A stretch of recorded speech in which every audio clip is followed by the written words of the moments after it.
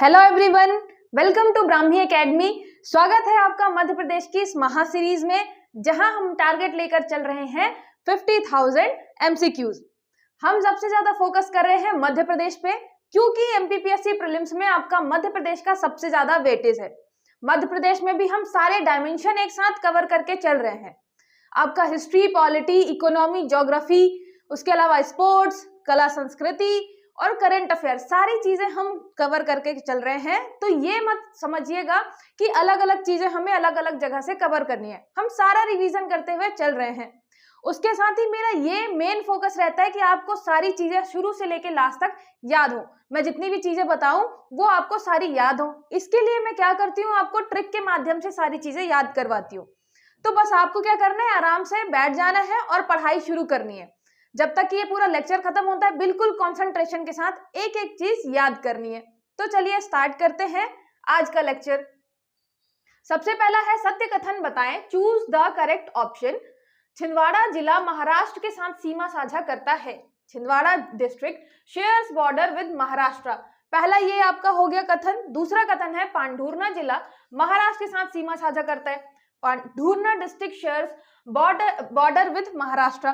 अभी आपको पता है कि जैसे ही नया जिला बन गया पांढुर्णा, ठीक है, कौन से नंबर का है आपका ये जो पांढुर्णा जिला है, ये 54वें नंबर का जिला है। और जैसे ही ये जिला बन गया तो अब ये बहुत इंपॉर्टेंट हो गया है कि छिंदवाड़ा जो है वो महाराष्ट्र की बाउंड्री टच करता है कि नहीं, और पांढुर्णा जो है वो बाउंड्री टच करता है कि नहीं। तो इसके लिए सबसे अच्छा ये मैप आप देखिए शुरू में, वैसे भी मैं सब में ये मैप ऐड करती हूँ। यहाँ पे आपको सीधे सीधे दिख जाएगा, ये ग्रीन वाला जो है ये आपका छिंदवाड़ा, ये उसके नीचे जो लाइट ग्रीन है ये है पांढुर्णा। तो आप देख रहे हैं कि छिंदवाड़ा और पांढुर्णा दोनों महाराष्ट्र की बाउंड्री शेयर कर रहे हैं, ठीक है। तो बस आपका आंसर मिल गया। यहाँ पे आपके दोनों जो ये हैं आपके ये जो कथन है कि छिंदवाड़ा टच करता है और पांढुर्णा टच करता है, तो दोनों सही है, ठीक है। तो सत्य कथन बताना है तो आपका है 1 और 2 दोनों, ठीक है। याद रखिएगा अभी जितने भी जिले ऐड हुए हैं, तो आप याद रखिएगा कि पहले जितने भी जिले, महाराष्ट्र हो गया, एक तो यूपी और दूसरा महाराष्ट्र, इनसे जितने भी जिले पहले बाउंड्री शेयर करते रहे होंगे, ठीक है, सीमा साझा करते रहे होंगे, उनमें बढ़ोतरी हो गई है। जैसे महाराष्ट्र से पहले करते थे 9 जिले, ठीक है, तो अब कितने हो जाएंगे, अब हो जाएंगे 10 जिले, ठीक है, ये हो जाएगा 10 जिले। महाराष्ट्र से अब 10 जिले क्या करेंगे, सीमा साझा करेंगे, यहाँ बालाघाट से लेके यहाँ अलीराजपुर तक, ठीक है। तो ये हो गया यहाँ आपका बालाघाट और ये जाएगा यहाँ तक अलीराजपुर तक, ठीक है। तो यहाँ से यहाँ तक हो गए आपके पूरे 10 जिले जो महाराष्ट्र से बाउंड्री शेयर करेंगे। ऐसे ही उत्तर प्रदेश से अब चेंज हो जाएगा। तो उत्तर प्रदेश से पहले 13 करते थे, पहले 13 जिले करते थे, तो अब ये याद नहीं रखना है, अब आपको याद रखना है 14 जिले, ठीक है।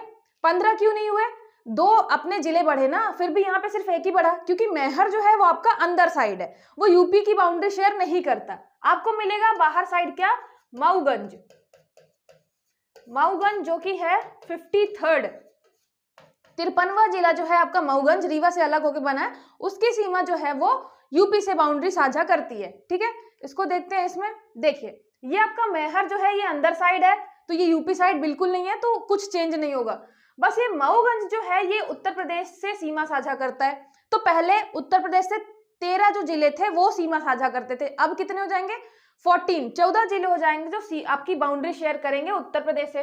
ये पूरा यहाँ से लेके यहाँ तक कहाँ तक जाएगा, मुरैना, मुरैना से लेके यहाँ सिंगरौली तक, ठीक है। तो ये याद रखिएगा, उत्तर प्रदेश और यहाँ महाराष्ट्र, 2 जगह आपका चेंज हो गया, जो जिले आपस में बाउंड्री शेयर करते थे। महाराष्ट्र में हो गया 10, ठीक है, और यूपी में हो गया 14, ठीक है, 14 हो गए। आगे देखते हैं, मध्य प्रदेश राष्ट्रीय उद्यान से संबंधित कथनों में असत्य कथन बताइए। असत्य कथन बताना है हमें। सांख्य सागर झील माधव राष्ट्रीय उद्यान में स्थित है। Sankhya Sagar lake situated in Madhav national park. तो ये आपका बिल्कुल सही ऑप्शन है। माधव नेशनल पार्क में सांख्य सागर भी मिलेगा, माधव सागर भी मिलेगा, ठीक है। तो यहाँ पे ये झील उपस्थित है। फिर बांधव राष्ट्रीय उद्यान को वर्ष 1992 में प्रोजेक्ट टाइगर में शामिल किया गया। Bandhav national park added in project tiger in 1992। तो ये आपका सही है क्या, नहीं। फिर 3rd हो गया, कूनो राष्ट्रीय उद्यान में नामीबिया से लाई गई चीता साशा की मृत्यु हो गई है। साशा चीता came from Namibia is dead in Kuno national park. अच्छा, जब ऐसे बहुत सारे 3-4 ऑप्शन आते हैं तो याद रखिएगा जो आपका गलत आंसर होगा वो बहुत कॉमन होगा। मतलब ऐसा होगा कि बहुत कठिन कठिन वाले जो आपके ऑप्शन होंगे वो लगभग सही होते हैं। मैक्सिमम टाइम आप ऐसा देखेंगे कि वो सही होते हैं। जो आपका गलत वाला आंसर होता है ना वो बहुत इजी क्वेश्चन होता है कि वो आपको पता ही होना चाहिए। तो इसलिए जब भी आप क्वेश्चन देखें, कोई टफ क्वेश्चन है तो उसमें से पहले इजी जो आपके टारगेट है, जैसे कि ये हो गया सांख्य सागर झील हो गया, फिर राष्ट्रीय उद्यान को देखना है कि बांधव कब टाइगर रिजर्व में ऐड हुआ था, ये सबसे लास्ट में जाना है कि साशा नाम भी था या नहीं, कूनो वाले जो चीते डेथ हुई है साशा की हुई है या किसी और की हुई है, तो ये सबसे लास्ट में चेक करना है आपको। ठीक है, तो याद रखिएगा। और फिर ऑप्शन आपके सिंपल एक एक एक है। ठीक है, तो इनमें से कोई एक गलत होगा, ये भी आपको पता चल गया। तो ऑप्शन भी देख सकते हैं आप कि कोई एक ही गलत होगा, फिर आप चेक करेंगे कि कौन सा हो सकता है। ठीक है, तो याद रखिएगा माधव राष्ट्रीय उद्यान में सांख्य सागर झील है, तो ये तो आपका सही हो गया। दूसरा जो है बांधव राष्ट्रीय उद्यान 1992 में प्रोजेक्ट टाइगर में शामिल हुआ है, तो ये गलत है। याद रखिएगा 1993 में जो है वो बांधवगढ़ प्रोजेक्ट टाइगर में ऐड हुआ है। हम प्रीवियस जो क्वेश्चन आपके लेक्चर्स हैं उनमें भी देख चुके हैं कि सबसे पहले बनता है आपका 1974 में कान्हा, फिर 1992 में पेंच, तो ये आपका पेंच बनता है 1992 में, फिर 1993 में बनता है बांधवगढ़। ठीक है, बांधवगढ़, और फिर 1994 में बनता है आपका पन्ना।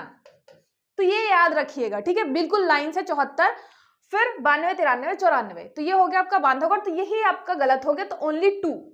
ठीक है, ओनली 2 आपका हो गया आंसर। तीनों गलत है नहीं, पहला हमने देख लिया सही है, तो इन दोनों में से सीधी बात है कोई एक गलत होगा क्योंकि ऑप्शन ऐसे दिए हुए हैं। तो आप घबराने की जगह है ना, थोड़ा सा प्रेशर लेने की जगह देखिए कि कौन सा आपको जो टारगेट है ना बहुत इजी होता है, बस आपको मतलब बहुत नॉर्मल तरीके से करना होता है। मैं प्रीवियस ईयर के क्वेश्चन पेपर भी सॉल्व कराऊंगी और दिखाऊंगी कि कैसे आपके जो टफ क्वेश्चन में से जो गलत था वो कितना इजी ऑप्शन था, मतलब आपको वो नॉर्मली पता होता है। ठीक है, तो ये हम देखेंगे। चलिए आगे देखते हैं। इनमें से कौन मध्य प्रदेश का हॉकी खिलाड़ी था? ये क्वेश्चन आए हुए हैं मध्य प्रदेश में, प्रीवियस ईयर के क्वेश्चन है, तो मैंने इसलिए ये क्वेश्चन डाल के रखे हैं क्योंकि आपको पता चले ऐसे क्वेश्चन आते हैं जो बहुत पुराने पुराने प्लेयर्स भी हैं उनके नाम भी पूछे जाते हैं। ठीक है, who among these was a hockey player from Madhya Pradesh? Sameer Dad, Kirti Patel, Michael Nath, Amit Banerjee. याद रखिएगा ये हैं आपके समीर दाद। ठीक है, ये ओलंपिक 2000 में गए थे इंडिया की तरफ से, तो याद रखिएगा मध्य प्रदेश के हॉकी खिलाड़ी समीर दाद। उसके अलावा शंकर लक्ष्मण हो गए। ठीक है, और जितने भी लोग हैं हमारे यहाँ के पुराने पुराने, ठीक है, संध्या अग्रवाल जी हो गई, उनका जरूर याद रखिएगा। और जो नए हम करंट में पढ़ रहे हैं वो तो आपको याद ही होने चाहिए। ऐश्वर्य प्रताप हो गया, ठीक है, चिंकी यादव हो गई, मनीषा कीर हो गए, उसके अलावा आपके जो रुबीना फ्रांसिस जी हैं वो हो गई। सारे आपको अभी वाले भी याद रखने हैं, पुराने वाले भी याद रखने हैं। ठीक है, चलिए आगे देखते हैं। रश्मि रेखा नामक पुस्तक के लेखक कौन थे? Who was the author of book रश्मि रेखा? ये ऐसे क्वेश्चन भी आपके पूछे जा चुके हैं और ये प्रीवियस ईयर का क्वेश्चन ही है। तो आप जब जितने भी साहित्यकार हैं पढ़ेंगे उनकी जो रचनाएं हैं मेन वो जरूर देखिएगा। ठीक है, तो ये रश्मि रेखा किसकी थी? याद रखिएगा ये थी बालकृष्ण शर्मा नवीन की। इसको याद कैसे कर सकते हैं? इसमें बालकृष्ण शर्मा में याद रखिए बालकृष्ण जो हमारे छोटे कृष्ण है। बालकृष्ण मतलब हमारे छोटे कृष्ण है ना, बाल रूप में जो कृष्ण थे हम उनकी बात कर रहे हैं। तो बालकृष्ण ने मैक्सिमम जो बुक्स लिखी है ना वो किसी न किसी लड़की के नाम पे लिखी है। जैसे कि ये देखिए रश्मि रेखा में आपको मिलेगा रश्मि, ठीक है, रश्मि रेखा। उसके अलावा एक लिखी है अपलक, तो इसमें आपको मिल गया पलक। फिर एक बुक लिखी है कुमकुम, ठीक है, फिर एक लिखी है आपकी उर्मिला। तो आपको जितने भी नाम मिलेंगे, देखिए कृष्णा जी जो थे वो बहुत नटखट थे, उन्होंने अपनी सारी बुक्स जो हैं वो लड़कियों के नाम पे लिखी हैं। ठीक है, रश्मि हो गया, अपलक हो गया, कुमकुम हो गया, उर्मिला हो गया। तो ऐसे भी करके आप रिलेट कर सकते हैं कि अगर आपको बहुत ज्यादा लड़कियों के नाम का कुछ बुक्स मिल रही है ना, कोई ऑप्शन नहीं दिख रहा तो नवीन जी पे आप टिक करिए, है ना, बालकृष्ण जी पे टिक करिए, बालकृष्ण शर्मा नवीन, तो ये आपका सही आंसर हो जाएगा। ठीक है, ये जरूरी नहीं है हर बार फॉलो हो, लेकिन मैं बता रही हूँ आप ऐसे भी याद कर सकते हैं कि रश्मि, पलक, कुमकुम, उर्मिला ये सब बालकृष्ण जी की क्या थी? सखियां थी। ठीक है, चलिए आगे देखते हैं। किस गोंड राजा ने अपनी राजधानी सिंगौरगढ़ स्थानांतरित की थी? Which Gond king shifted his capital to Singaurgarh? ठीक है, अब सिंगौरगढ़ सबसे पहले तो देखिए कि ये किला था कहाँ, ये किला था कहाँ, तो ये था दमोह में। ठीक है, और ऐसे जब भी आपको नाम मिलेंगे चौरागढ़, सिंगौरगढ़, ये किससे रिलेटेड है? तो ये गोंड राजाओं से रिलेटेड है। ठीक है, गोंड राजा से रिलेटेड है। तो यहाँ पे आपका हो गया आंसर दलपति शाह। ठीक है, जो आपके दलपति शाह थे, संग्राम शाह के बेटे, दुर्गावती जी के पति। तो ये जो थे, इन्होंने शिफ्ट की थी गढ़ा, कैपिटल गढ़ा से कहा, सिंगौरगढ़। सिंगौरगढ़ कहाँ? दमोह। ठीक है, तो याद रखिएगा कि इन्होंने पहली कैपिटल अपनी शिफ्ट की गढ़ा से सिंगौरगढ़, जो कि दमोह में था। गढ़ा पहले जबलपुर में था। ठीक है, तो जबलपुर से दमोह शिफ्ट करी थी। तो ये हो गया आपके गोंड राजा दलपति शाह ने राजधानी शिफ्ट की सिंगौरगढ़। ठीक है, चलिए आगे देखते हैं। मध्य प्रदेश के कुल कितने जिले किन्हीं दो राज्यों के साथ सीमा साझा करते हैं? How many districts of Madhya Pradesh share border with any two states? है ना, कम से कम दो राज्यों के साथ सीमा साझा करते हैं। तो जब भी मैं आपको मैप पढ़ाती हूँ, मैप में मैं बताती हूँ कि एक तो पहले जाके आप मेरा जो वीडियो है मैप से संबंधित वो जरूर देखिए, आपको एक एक जिले, उनकी लोकेशन सब याद हो जाएगा, ट्रिक के साथ मैंने बताया है। उसके बाद फिर आपको क्या करना है, जब पूरा मैप याद हो जाए तो ऐसे क्वेश्चन आपके मतलब चुटकियों के खेल है। जैसे दो राज्य, मतलब एक तो जो किनारे किनारे वाले हैं, कोने कोने वाले, जैसे ये हो गया आपका मुरैना। मुरैना हो गया राजस्थान और यूपी के बीच। ठीक है, फिर यहाँ पे आपको मिलेगा सिंगरौली। सिंगरौली होगा यूपी और छत्तीसगढ़ के बीच। फिर यहाँ पे मिलेगा बालाघाट। बालाघाट हो गया आपका छत्तीसगढ़ और महाराष्ट्र के बीच। फिर यहाँ पे मिलेगा आपको अलीराजपुर। अलीराजपुर महाराष्ट्र और गुजरात के बीच। फिर यहाँ पे मिलेगा आपको झाबुआ। झाबुआ है गुजरात और राजस्थान के बीच। तो देखिए कितने हो गए, 1 2 3 4 5, 5 तो ऐसे हो गए। लेकिन आपका आंसर क्या है? आपका आंसर है 6। तो अब याद करिए छठवां कौन सा जिला है जो दो राज्यों के साथ सीमा साझा करेगा? ये है आपका गर्दन पे एक मिलेगा आपको शिवपुरी। ठीक है, तो इसको मत छोड़ दीजिएगा। शिवपुरी भी एक ऐसा है जो कोने में नहीं है, बीच में है, लेकिन दो राज्यों के साथ सीमा साझा करता है, उत्तर प्रदेश और राजस्थान। ठीक है, तो अगर आपको मैप याद रहेगा तो ये बहुत इजी क्वेश्चन हो जाएंगे आपके लिए, तो मैप जरूर याद करिएगा। तो इसका आंसर हो गया 6 ऐसे जिले जो किसी ना किसी दो राज्यों के साथ बाउंड्री शेयर करते हैं। ठीक है, चलिए नेक्स्ट देखते हैं, अमिताभ विजयवर्गीय किस खेल से संबंधित हैं? ये भी आप देख रहे हैं कि नाम ही है, ये भी प्रीवियस ईयर का क्वेश्चन है। ऐसे नाम दे देगा किस खेल से संबंधित है या किस जिले से संबंधित है। तो याद रखिए अमिताभ विजयवर्गीय ये है क्रिकेट से संबंधित। ठीक है, विजयवर्गीय जी क्रिकेट खेलते थे। तो अमिताभ या फिर अमिताभ बच्चन क्रिकेट खेलते थे, क्रिकेट बहुत पसंद है अमिताभ बच्चन जी को। तो ये हो गया आपका क्रिकेट का। ये सिर्फ क्वेश्चन इसलिए रखे गए हैं जिससे आपको पता चले कि जो प्रीवियस जितने भी पुराने खिलाड़ी हैं जो बहुत फेमस हैं, उनके बारे में भी आपको एक बार जरूर देखना है अच्छे से। ठीक है, आगे देखते हैं। मध्य प्रदेश के किस राष्ट्रीय उद्यान को प्रोजेक्ट टाइगर में सबसे पहले शामिल किया गया? Which national park of Madhya Pradesh was first included in project tiger? अभी मैंने बताया आपको कौन सा सबसे पहले हुआ था, ये हुआ था कान्हा किसली। कब हुआ था? 1974। प्रोजेक्ट टाइगर हमारा लॉन्च कब हुआ था?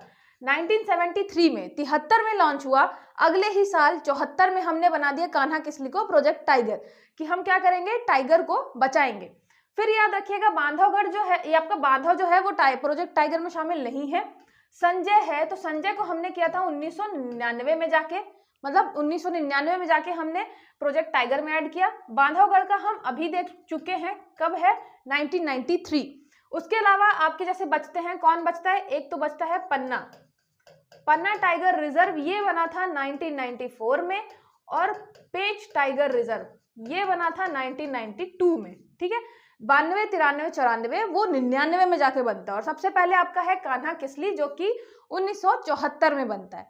ठीक है, इसके अलावा आपका एक और बचता है संजय गांधी जो कि बनता है 2008 में, और अभी हमने रानी दुर्गावती बना दिया है, रानी दुर्गावती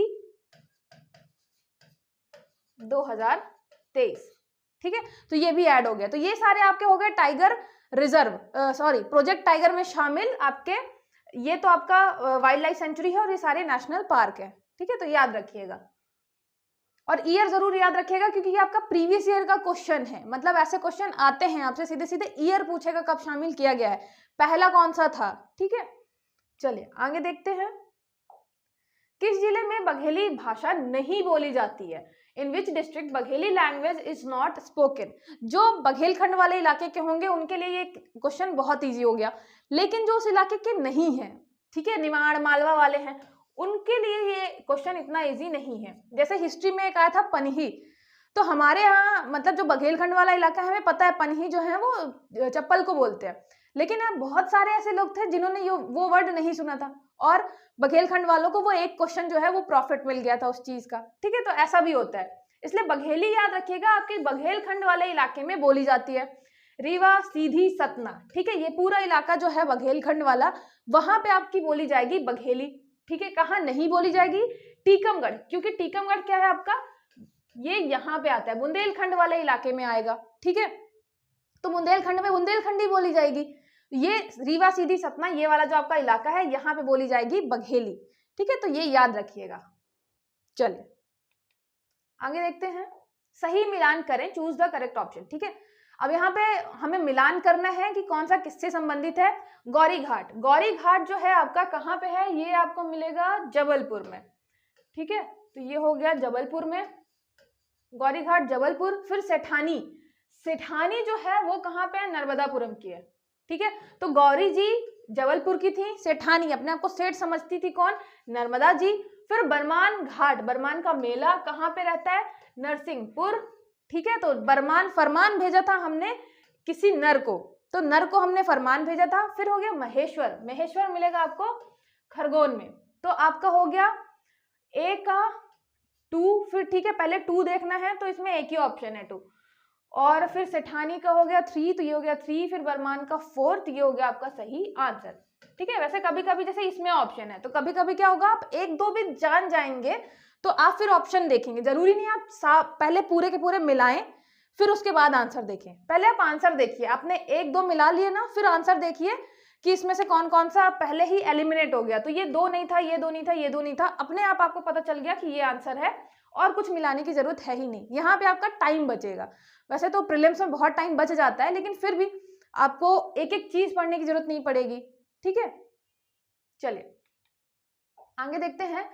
मंडला राजधानी थी, Mandla was the capital of Scindia, Parmar, Holkar. आपको सबका पता है सिंधिया की लोकेशन क्या थी, परमार कहाँ के थे, मतलब आपको सिंधिया आपके हो गए कहाँ के, ग्वालियर के हो गए, ठीक है। फिर हो गए परमार आपके धार और मांडू वाले इलाके में, फिर आपके होलकर भी इंदौर वाले इलाके में हो गए, और बचता है कौन, सिर्फ गोंड। तो ये ऑप्शन जो है वैसे भी आपको पता चल जाएगा कि किसकी राजधानी थी, गोंड जो राजा थे उनकी राजधानी थी। ये क्वेश्चन भी आपका प्रीवियस ईयर का क्वेश्चन है, बहुत सिंपल सा। बहुत आपको ऐसे क्वेश्चन मिलेंगे प्रीवियस ईयर में जितने भी हैं कि बहुत इजी रहेंगे, आपको लगेगा कि बताओ ऐसे क्वेश्चन आते हैं, मेरा तो आराम से निकल जाएगा। लेकिन कुछ क्वेश्चन ऐसे आएंगे जो कि बहुत अच्छे क्वेश्चन होंगे, बहुत टफ क्वेश्चन होंगे जो किसी से नहीं बनेंगे। इसीलिए आजकल देख रहे हैं कि आप कट ऑफ भी जा रहे हैं, मतलब 80-80 नंबर कट ऑफ भी जा रहा है। आगे देखते हैं। इनमें से किसे भोपाल का प्रथम मुख्यमंत्री बनाया गया था? Who among the following was made the first chief minister of Bhopal? आपको पता है कि भोपाल जब हम आजाद हुए थे सबसे लास्ट में ऐड हुआ था, है ना। भोपाल जो राज्य है पहले इंडिपेंडेंट होना चाहता था, फिर लास्ट में ऐड हो गया। तो हमने पार्ट सी में, जैसे ये हो गया आपका मध्य भारत, ये हो गया आपका सेंट्रल प्रोविंस वाला इलाका, फिर बरार, और ये विंध्य वाला इलाका हो गया। यहाँ पे बीच में आता था आपका भोपाल, ठीक है, तो ये हो गया आपका पार्ट ए, ये हो गया पार्ट बी, और ये वाला इलाका हो गया आपका पार्ट सी, और पार्ट सी में ही हमने भोपाल रख दिया था। फिर जब हमने इलेक्शन करवाया तो भोपाल के पहले मुख्यमंत्री हमने कौन बनाए थे, ये बनाए थे शंकर दयाल शर्मा जी, ठीक है, याद रखिएगा ये थे शंकर दयाल शर्मा जी। शंकर दयाल शर्मा जी जो थे भोपाल के पहले मुख्यमंत्री थे, फिर आगे चल के वो उपराष्ट्रपति भी बनते हैं, उपराष्ट्रपति भी बनती है, फिर उसके बाद राष्ट्रपति भी बनते हैं। तो याद रखिएगा इनकी जर्नी काफी लंबी थी, भोपाल के मुख्यमंत्री से लेके राष्ट्रपति बनने तक की। ठीक है, तो शंकर दयाल शर्मा, शंकर जी बहुत दयालु थे, तो वो मुख्यमंत्री भी बने भोपाल के, फिर उपराष्ट्रपति भी बने, फिर राष्ट्रपति भी बने। तो ये सारी चीजें आप याद रखिएगा। आगे देखते हैं, निम्नलिखित में से कौन सी जनजातीय मध्य प्रदेश में पाई जाती है? Which of the following tribes is found in Madhya Pradesh? ठीक है, are found in Madhya Pradesh. ठीक है, मुंडा, उरांव, संथाल, हो, बैगा, सहरिया, गोंड, संथाल, बैगा, भील, गोंड, सहरिया, खारिया, माड़िया, गोंड, उरांव। ये भी आपका प्रीवियस ईयर का क्वेश्चन है, याद रखिएगा। हो हमारे यहाँ नहीं पाई जाती, संथाल नहीं पाई जाती। फिर ये आपका पूरा अच्छे तरीके से मैच कर रहा है, गोंड हो गया, बैगा हो गया, भील हो गया, गोंड हो गया, सहरिया हो गया। ठीक है, मैं आपको कई बार बता चुकी हूँ कि आप मैप के थ्रू ही सारी चीजें पढ़ेंगे तो ज्यादा अच्छे से याद रहेगा। ये वाला जो इलाका है आपका पश्चिमी इलाका, यहाँ पे मिलेगी भील।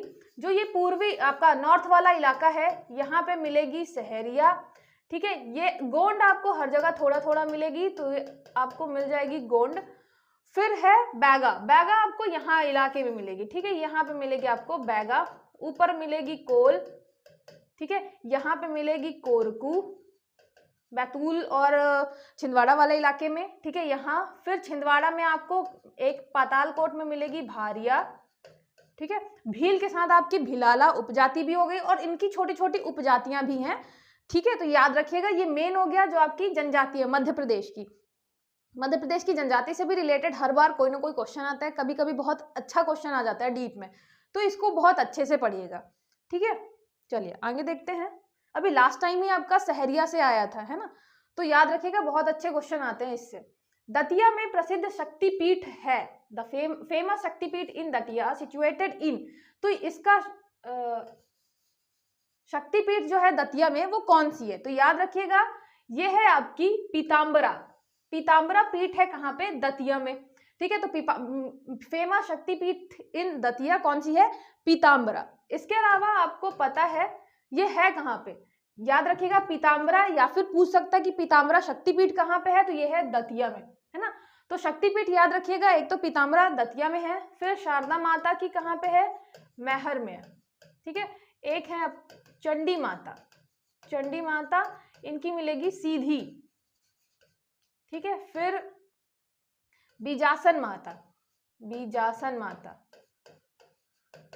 ये मिलेगी सलकनपुर में, सलकनपुर।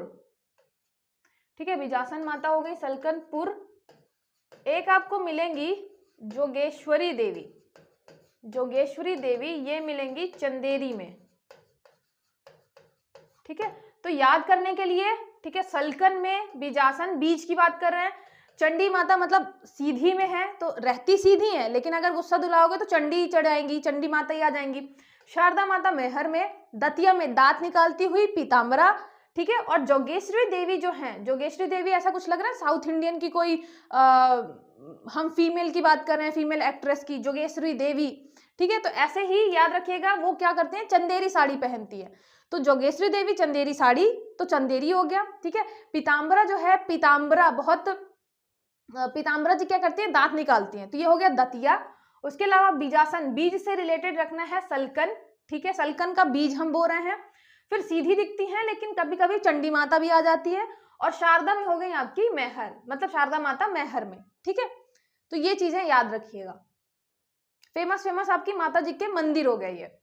फिर चौरागढ़ दुर्ग कहाँ स्थित है? Where is Chauragarh fort located? Mandla, Narsinghpur, Narmadapuram और हरदा। याद रखिएगा, अभी हमने पढ़ा था सिंगौरगढ़ का किला, सिंगौरगढ़, इसको मैंने वहां पे बताया नहीं था। याद करने के लिए क्या कर सकते हैं आप? सिंगार, सिंगार, सिंगार, और था कहाँ? दमोह। तो याद रखिएगा, महिलाओं को सिंगार से बहुत मोह है। तो सिंगार से किसको मोह है? महिलाओं को। तो सिंगार से मोह है। ठीक है, मोह करके कर सकते हैं।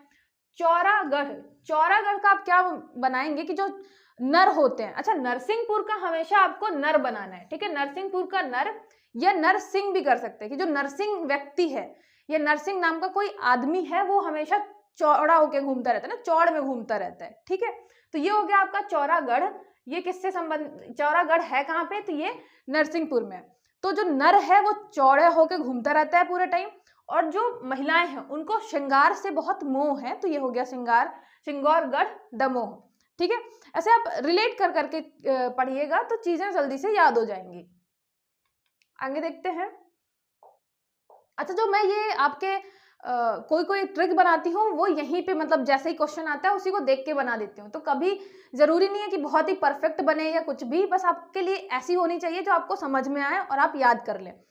इसके लिए आप मुझे बस कमेंट करके और लाइक करके बता सकते हैं कि आपको चीजें समझ में आ रही हैं और सारी चीजें अच्छी लग रही हैं, क्योंकि इसी से क्या होगा, मुझे पता चलेगा कि मैं जो मेहनत कर रही हूँ वो आपके काम आ रही है, मैं और मोटिवेट होऊंगी कि मुझे और अच्छा काम करना चाहिए। तो बस अपने ज्यादा से ज्यादा लोगों को शेयर करिए, कमेंट करिए और लाइक करिए, जिससे मुझे पता चले कि आपको सारी चीजें समझ में आ रही हैं अच्छे से। ठीक है, ये देखिए, निम्न में से कौन सा कथन असत्य है? Which of the following option is incorrect? Omkareshwar परियोजना खंडवा में स्थित है। Omkareshwar project is located in Khandwa. तो याद रखिएगा, ये बिल्कुल सही है, ओमकारेश्वर खंडवा।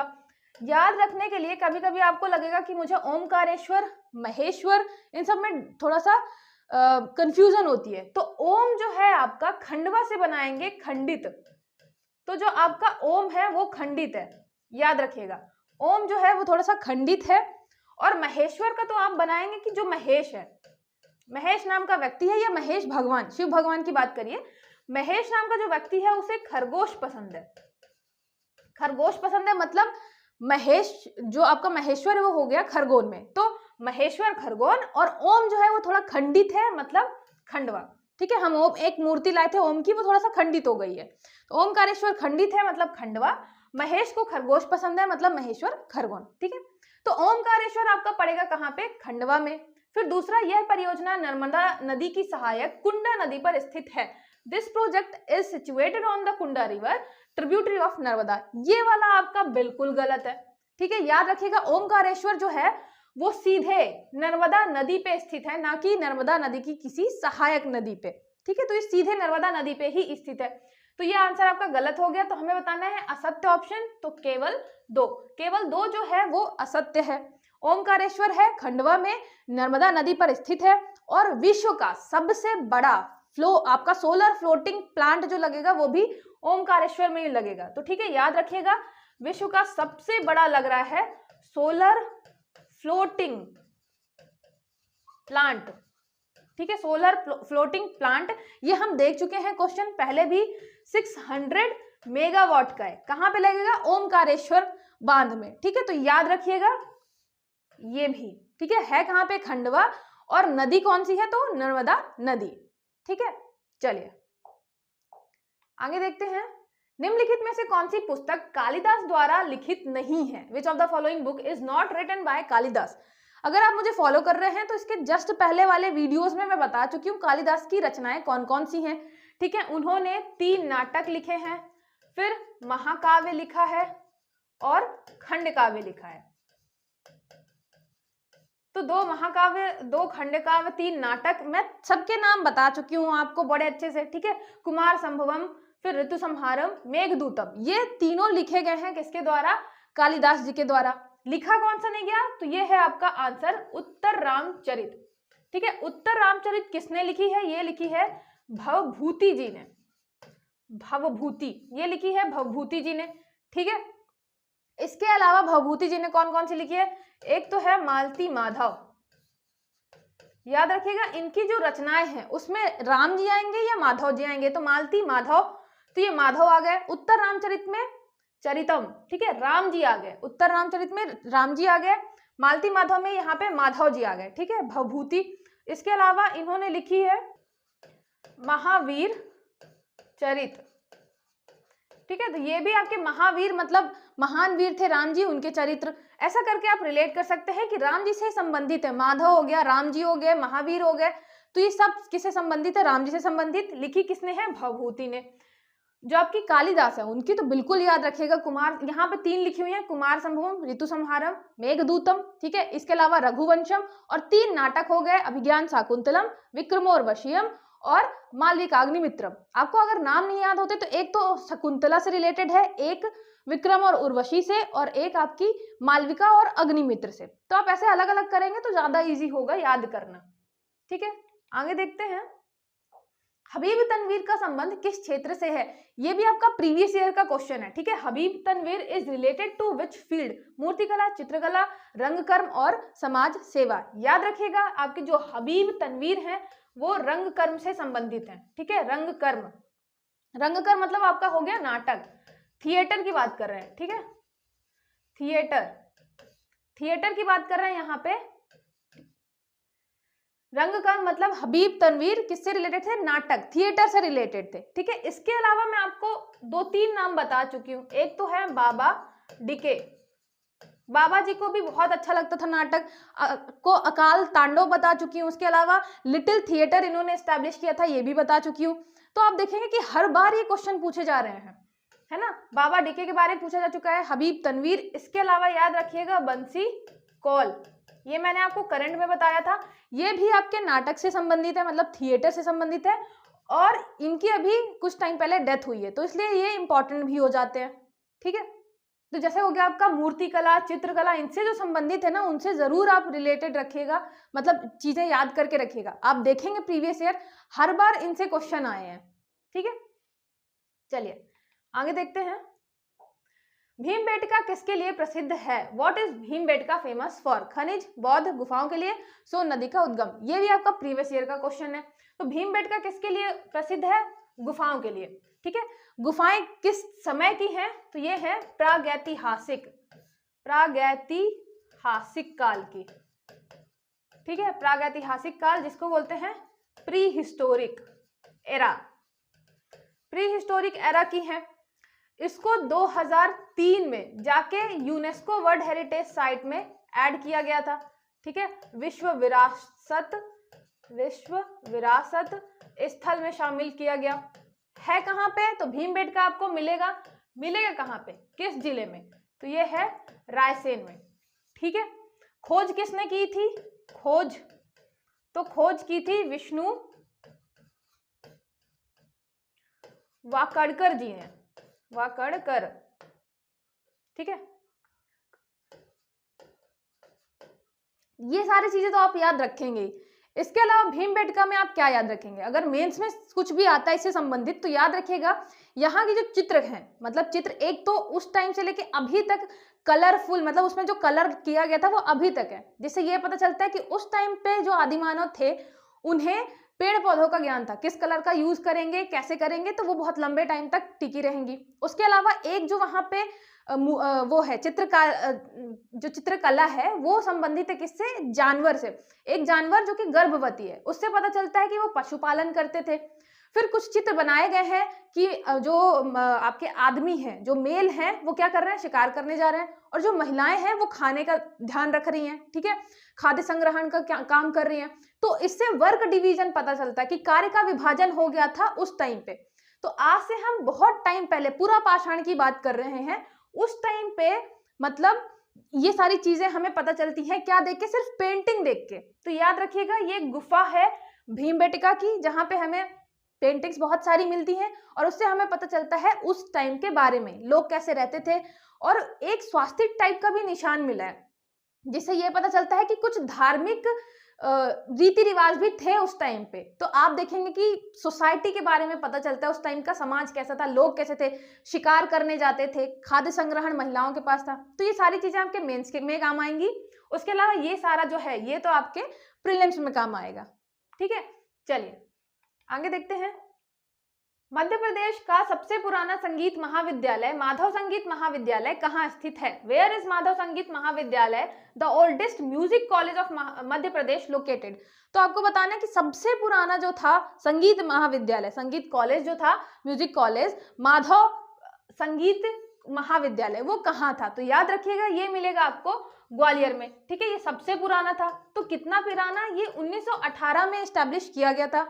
किसने किया था? ये एस्टैब्लिश किया था भैया जी पूछवाले, ठीक है, भैया जी पूछवाले और भातखंडे जी ने, भातखंडे जी ने। तो याद रखिएगा सबसे पुराना म्यूजिक स्कूल है माधव संगीत महाविद्यालय। कहाँ मिलेगा? ग्वालियर में। 1918 बनाया किसने था? भैया जी पूछवाले और भातखंडे जी ने मिलकर। इसके अलावा याद रखिएगा कि आपको ग्वालियर में ही राजा मानसिंह तोमर, राजा मानसिंह तोमर संगीत महाविद्यालय मिलेगा। ठीक है, संगीत महाविद्यालय, संगीत कॉलेज मिलेगा। कहाँ पे? ग्वालियर में ही। कब स्टैब्लिश किया गया है? 2008 में। ठीक है, तो ये भी आपको मिलेगा कहाँ पे? ग्वालियर में। तो संगीत से रिलेटेड जो भी चीजें हैं, आपको पता है तानसेन वहीं से रिलेटेड थे, तो ग्वालियर में आपको मैक्सिमम चीजें मिलेंगी। ठीक है, भैया जी पूछ वाले भातखंडे 1918, माधव संगीत महाविद्यालय, इसके अलावा राजा मानसिंह तोमर संगीत महाविद्यालय 2008, तानसेन की वहीं पे मकबरा है, मोहम्मद गौस का वहीं पे मकबरा है, तो सारे लोग रिलेटेड थे ग्वालियर से। ठीक है, चलिए आगे देखते हैं। रस रत्न माला संस्कृत ग्रंथ किसके द्वारा लिखा गया था? रस रत्न, यहाँ पे एक्चुअली थोड़ा सा मिस्टेक है, यहाँ पे होगा पहले रस फिर रत्न। Mala Sanskrit text was written by whom? Kalidasa, Banabhatta, संग्राम शाह, बाज बहादुर। याद रखिएगा जो आपका रस रत्न माला है, ये रस में कौन डूबा हुआ था? तो ये थे आपके संग्राम शाह जी। ये आपके गोंड वंश के राजा हैं। ठीक है, गोंड वंश के सबसे पहले प्रतापी राजा थे। ठीक है, इनको 52 गढ़ाधिपति कहते हैं क्योंकि 52 दुर्ग इनके अंडर में थे। और याद रखिएगा इनका जो ओरिजिनल नाम था वो अम्हणदास था। बहुत सारी चीजें, मतलब इसके अलावा ये याद रखिएगा कि ये जो थे वो बहुत अच्छा लिखते भी थे, तो इन्होंने जो बुक लिखी थी वो कौन सी थी? रस रत्न माला।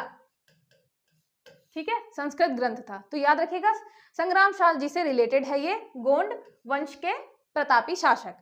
ठीक है, चलिए आगे देखते हैं। बूढ़ादेव मध्य प्रदेश की किस जनजाति के प्रमुख देवता हैं? Budhadev is the main deity of which tribe of Madhya Pradesh? Kol, Baiga, Bhil, Bhilala. याद रखिएगा ये हैं बैगा के। ठीक है, तो बैगा प्लस भारिया,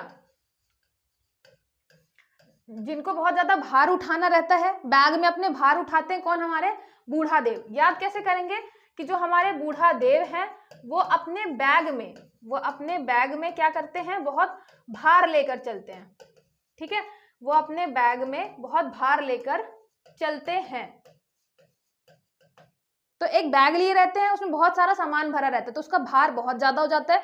तो एक हमारे बूढ़ादेव हैं जो रिलेटेड है किससे? बैगा और भारिया से। ठीक है, तो ये भी याद रखिएगा, बूढ़ादेव रिलेटेड है बैगा जनजाति और भारिया जनजाति से। ठीक है, चलिए आगे देखते हैं। ठीक है, आज के लिए बस इतना ही। अगर आपको कोई डाउट है तो आप कमेंट करके पूछ सकते हैं। इसके अलावा जैसे आप लोग कहते हैं कि मुझे पीडीएफ चाहिए, तो 6261759209, आप इस नंबर पे अपना नाम टेक्स्ट कर के आप बता सकते हैं कि मेरा ये नाम है और मुझे ग्रुप में ऐड कर लीजिए। तो आप ग्रुप में ऐड हो जाइए, उसमें आपको पीडीएफ भी मिल जाएंगी। उसके अलावा प्रीलिम्स के बहुत सारे आपको वहाँ पे इंपॉर्टेंट फैक्ट मिल जाएंगे, और जितनी भी हम जानकारी शेयर करेंगे उसी ग्रुप में करेंगे। तो आप इस नंबर पे मैसेज करके अपने आप को वहाँ पे ग्रुप में ऐड करवा लीजिए। और कोई भी डाउट है तो आप कमेंट भी कर सकते हैं, इस पे मैसेज करके या कॉल करके पूछ भी सकते हैं। ठीक है, पढ़ते रहिए, मिलते हैं फिर नेक्स्ट लेक्चर में, तब तक के लिए ऑल द बेस्ट।